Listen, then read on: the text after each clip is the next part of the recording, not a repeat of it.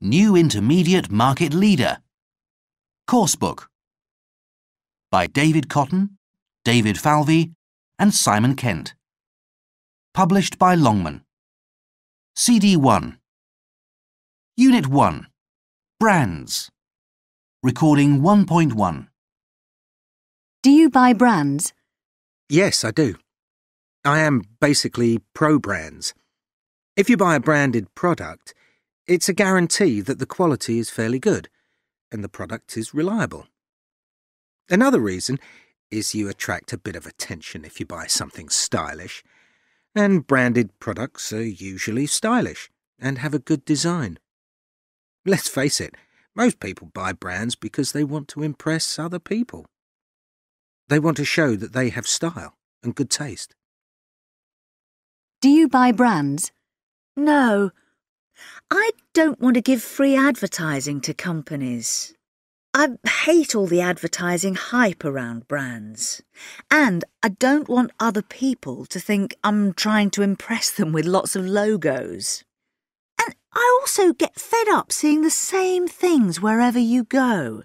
If you buy a suit from a famous brand, you'll see 5 people with the same suit that month. It's so boring. Another thing, am I buying the genuine product or an illegal copy? Basically, I want value for money. I won't pay inflated prices for a name, a fancy logo and packaging. However, I do buy brands for my kids, especially sports goods and trainers. It's always Nike, Adidas or Reebok. Recording 1.2. What are brands and why do we need them? Well, brands are all about trust.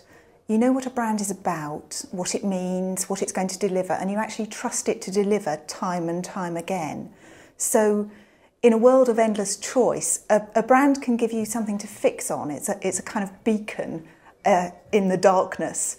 So you know that Coca-Cola will taste exactly the same wherever you are in the world.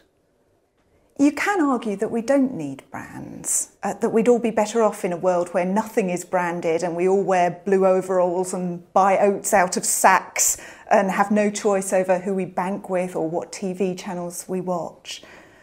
And I think one thing about brands is they add a lot of colour and enjoyment and fun, as well as giving you the power to choose things.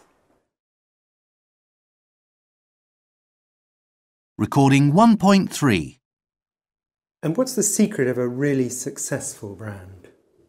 Really successful brands are ones that tap into an emotion, and that way they can inspire fierce loyalty. So they're much more than just a product or a service, they're an attitude. And that's carried through in everything about the brand, from the communications to the culture of the organisation to everything you see about the brand. So Apple is a good example. It stands for a kind of anti-authoritarianism. It's against big corporations, though it is a big corporation itself. And Apple started out when computers were big and scary and quite off-putting. Apple invented the Mac and you turned it on, you got a smiley face, it was really easy to use. And that's something that Apple has carried through right through to today, where people are in love with the iPod and the iMac and the iBook. Recording 1.4. Can you give an example of how you've helped a company with its branding? Yes, the classic example we have is Orange, the mobile phone service. And Orange really changed the way people felt about mobile phones. When everyone else was talking about technology, Orange talked about lifestyle and communication. It was originally going to be called Microtel, and we worked with the parent company to get them away from all of that and create something entirely different, something that was about optimism. The future's bright, the future's orange is a line that everyone remembers. And it created a new world of communication. People became quite passionate about using Orange, and it was highly successful financially. Recording 1.5. OK, we all agree we want to increase our revenue by licensing our Luc Fontaine product range. As you know, Susan Lee, one of our contacts in Hong Kong, is very interested. Alain, how do you feel about this? Is she the right person for us? Definitely. In my opinion, she's ideal. She's well known in Asia. She's got an excellent reputation in the industry. She's got a modern factory and a large customer base. I'd say she's just what we're looking for. Right. Valerie, what do you think? I agree, because she's very good at marketing. I've met her several times. She'll work 24 hours a day to get a sale, just the sort of person we want. Barbara, you're shaking your head. What's your opinion? I'm afraid I can't agree. I don't think she's suitable at all. All her products sell at the lower end of the market. They're in the cheaper price ranges. But our Luc Fontaine range is exclusive. The male and female perfumes are for people who don't mind spending a lot of money to look good. They're not a good match for what she's selling. So what do you suggest then? I think we should find someone else. I do have someone in mind. I met Hiroshi Takahashi recently. He's based in Nagoya. His healthcare company is doing really well. He makes various skin products and sells them under well-known European labels.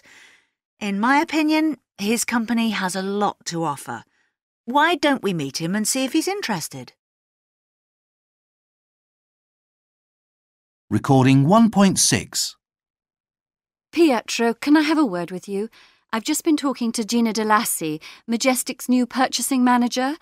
They're going to cancel their contract with us. They won't change their mind. Why? What's the problem? That's 50% of our business. We can't afford to lose them. What reason did they give for cancelling? You know that Café Velvet has just launched a new advertising campaign? Well, Majestic's head chef is endorsing it. They're introducing Café Velvet in all their hotels. Café Velvet is also talking to the supermarkets, apparently. What can we do? Are you talking to other hotel chains? Any ideas on who we can get to endorse our product? We need to talk to these supermarkets about our new campaign. Yes, our department has already brainstormed a shortlist of possible celebrity names, and we've drawn up an action plan to target supermarkets. We aim to put these plans before the board next week. Good to see a sense of urgency. Don't forget to survey other hotel chains. We can't rely on one chain in the current situation.